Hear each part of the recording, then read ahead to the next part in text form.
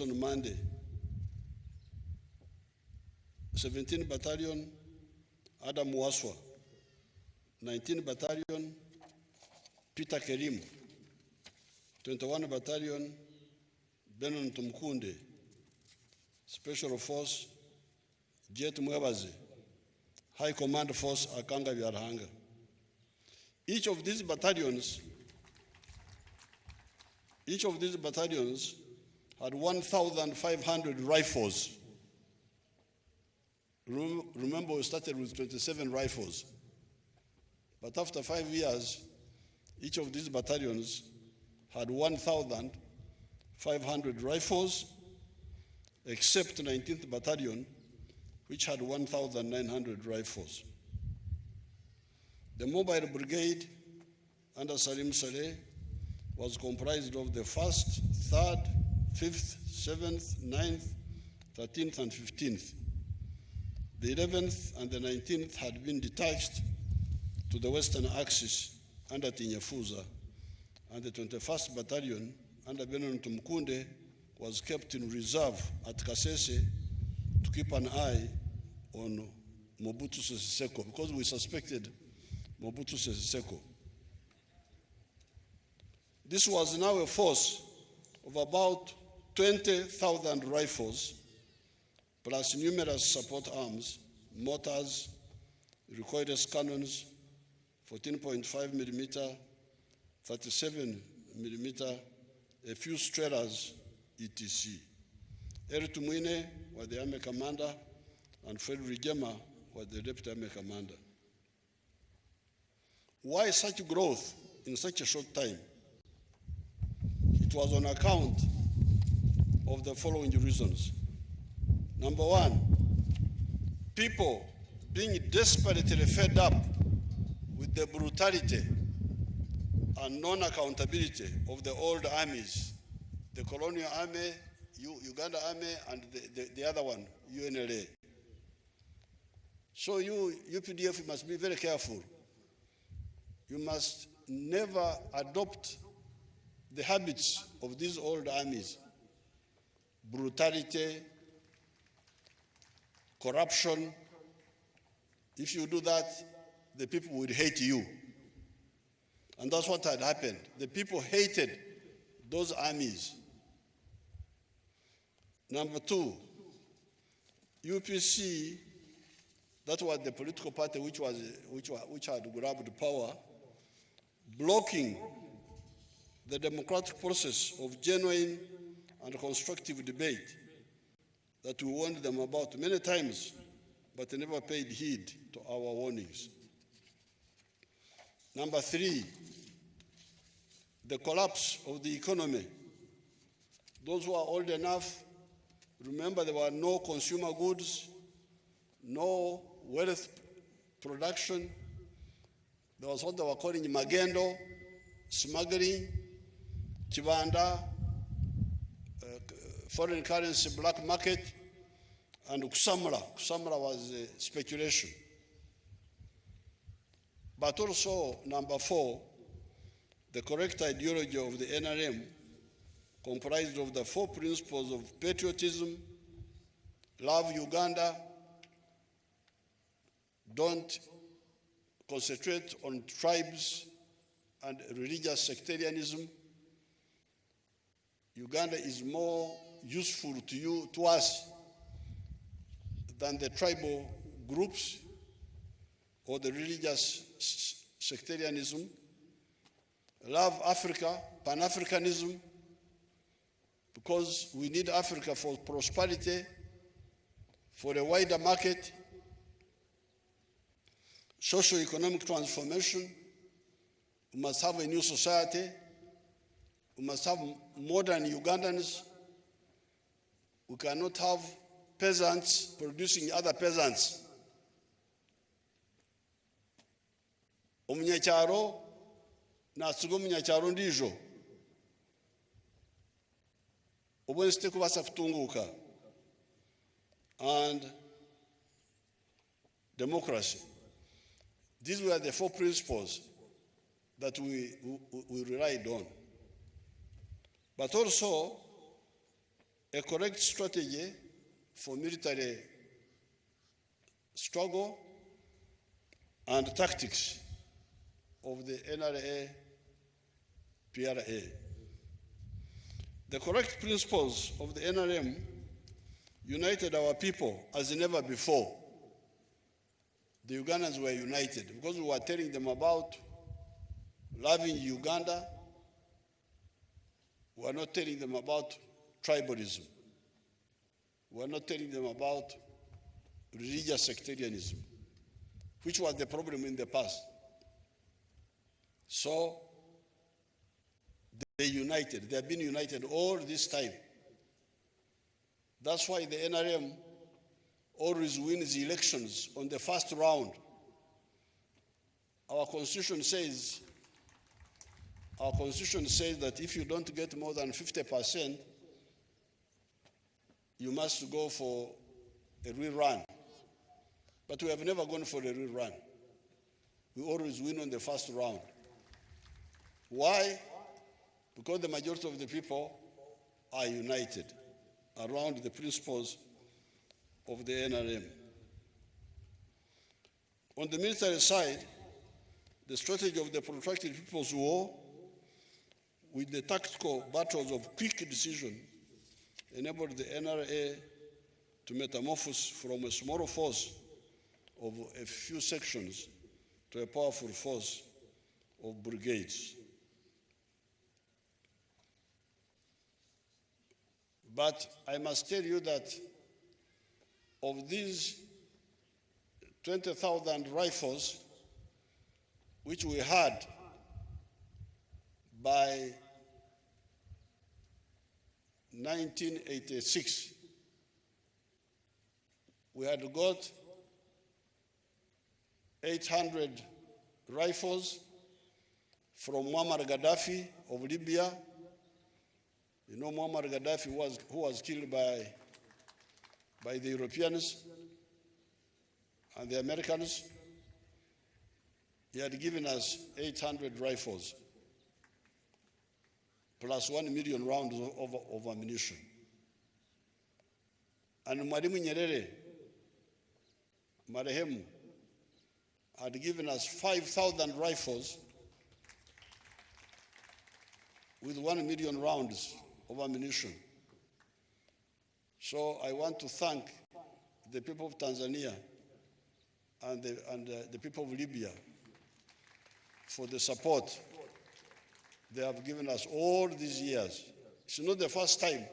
This was also one more round. So when I say 20,000, 5,000 from Mwalimu, 800 from Gaddafi, the rest captured from our quartermaster, the government army. We were capturing from the government. Mr. Obote would buy guns from North Korea and we take them from him. It was a very easy arrangement.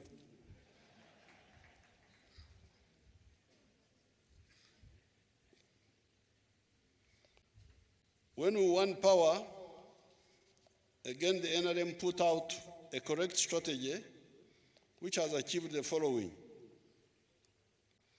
minimum economic recovery, expansion of the small enclave economy of the 3 Cs and 3 Ts after it had recovered by 2005. I don't have time to go into these details, but the small money economy, which the British left here in 1962,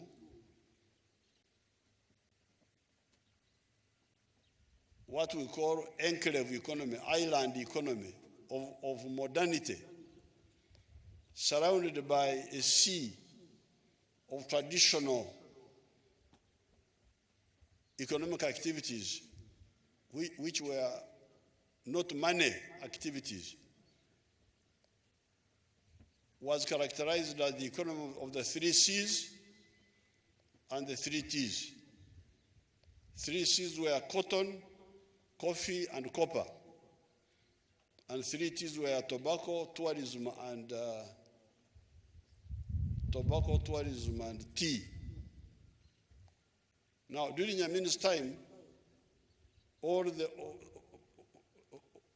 two C's collapsed. Copper collapsed. Cotton collapsed. It was only coffee which was still limping on. And then the three T's, tourism collapsed, tea collapsed, it was only tobacco.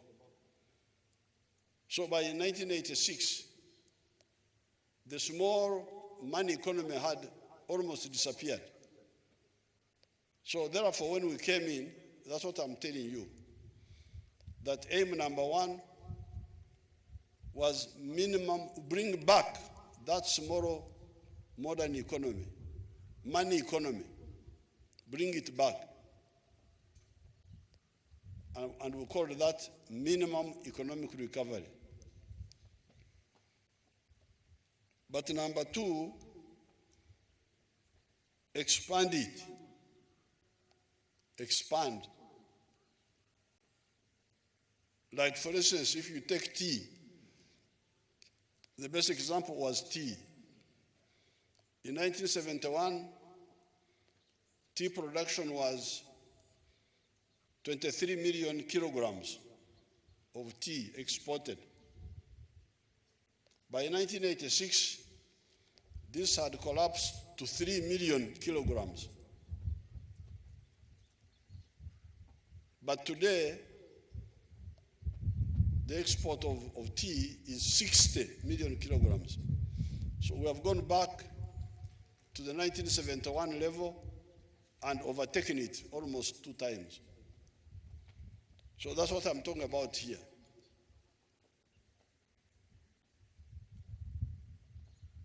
Minimum recovery, but secondly, expansion, expanding it.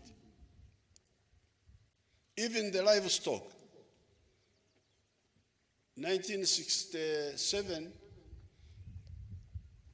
Uganda had about 7 million heads of cattle.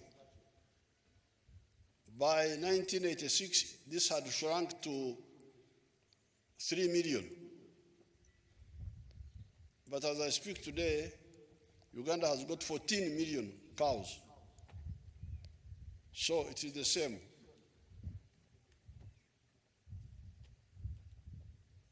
Minimum recovery, number one. Number two, expansion. But number three, also diversify. Because like your MP Rukari, he touched on it. During the time of the British, milk, maziwa, was not regarded as a cash product. Milk was regarded as just a food to be eaten at home. No money to be earned from milk. But as you know now, milk is a big earner of money for you people. Bananas, the same. Bananas were just for eating according to the British. Fruits. So, our achievements have been, number one, restore what the British had left. Number two, expand it. But number three, diversify.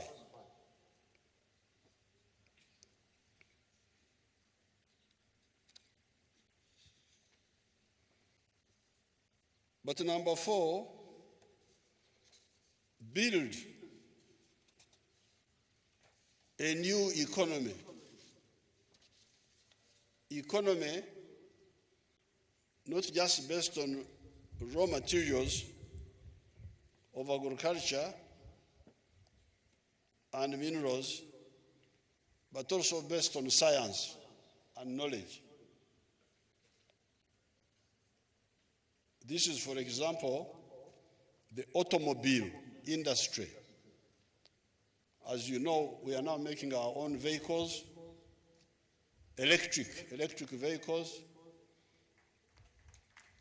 and non-electric. They are all being made here. The buses, the pickups, the minibuses, the cars. The car is called Chira. Chira, that is the name of the Nile. That's what we call the Nile. Nile in our language, we call it Chira. So the vehicles our people have made is called Chira electric vehicle. So therefore, we are not only just bringing back the old small economy of the British, expanding it, diversifying it, but we are building a new economy based on the intellect of people, on the human knowledge and skills. So this is how we have come now. I had Major General Igumba giving some figures. Those figures are far out of date. The economy is much bigger than what he was talking about. But from now on, this is what I want you to do. So I congratulate everybody who has contributed to the struggle, but also to the reconstruction. All of you, congratulations. But the tasks ahead, in my view, some of them are the following. Number one, fully monetizing the economy by involving all families into commercial activities, agriculture, industry, services, and ICT. With the Chibaro, Chura, no more bakorera chida kyonka, abarukorera yonka, abantu abana batuchumbagiza, mukibeneyo wanya bakorera yonka, mbeneyo abarukorera yonka batakorera sente. Tubakiriyo ninga bariyo. Mbona obona our friends from other parts of Africa may not understand this. Uganda is so rich, as you can see. Even a fool can survive here. You don't have to be very clever to survive. You just stay there, you eat from your brother's house, and many of the people just want to live like that. But we are convincing them, no, you can have a better life. So that's why until about 2013,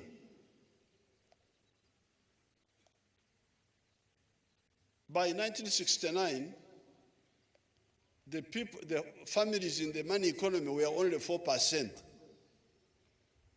96% were outside the money economy, just producing for eating, what they call subsistence farming. We talk, but by 2013, only 32% of the homesteads were in the money economy. 68% were outside, still working for the stomach. But I hear now the figure has come down. 61% are now in the money economy.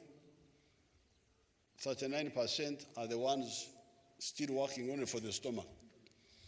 So, aim number one must be to make everybody go into money economy. And the sectors for money economy are commercial agriculture, with the kibaro, with the calculation. Don't just bump into things which you have not analyzed.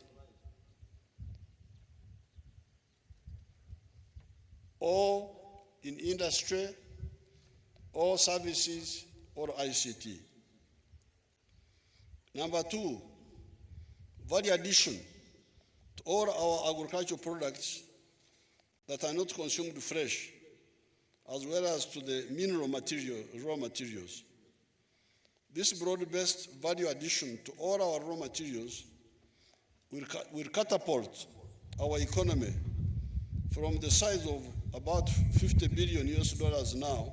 The economy now is about $50 billion to an economy of maybe $500 billion. That is half a trillion. I don't want you to hear talking of the economy of Uganda, 60 billion, 50 billion. Even if you use the other, the PPP method,